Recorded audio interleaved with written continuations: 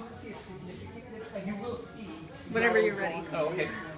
Hi everyone, Jeff Barkley here, showing a different way to do some hair crimping. I've got my screwdrivers plugged in over here and I'm heating them up on my flat iron. Constructor spray. Some lighting, like washroom light, that was a washroom. Washroom light is the worst. You can see over here where I've got my screwdrivers sitting on my flat iron. I'm just kind of heating them up. There we go, let's do that one again. Especially with the opening during the day, when you look at your hair, you notice. I was showing you the color, you're like, that's the true color that you see. Like white wall. There we go. Walls are different. You can see the design that it makes on there, on the hair. We usually go for about 10 to 15, 20 seconds max. There we go. I have a crimp. We're going to do it over here as well.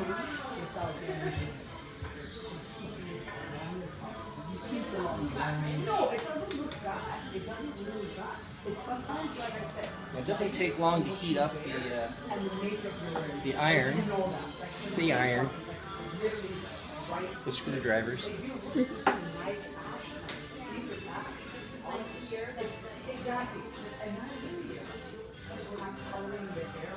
Same thing. Tricky part is not to touch them with your bare hand.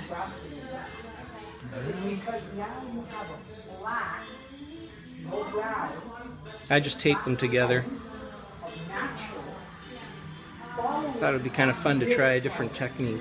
This color looks yellow or grassy in our eyes because this is darker and it's a flat tone. See, but if I cover that, you can see this doesn't look that bad, right? So, you want low maintenance, don't color just the highlight. That's our crimp that we get. Yeah, we can, yeah. Thought it'd be fun to kind of brush it out as well. But what I was going to say is give you an option. Do this, low maintenance, color this.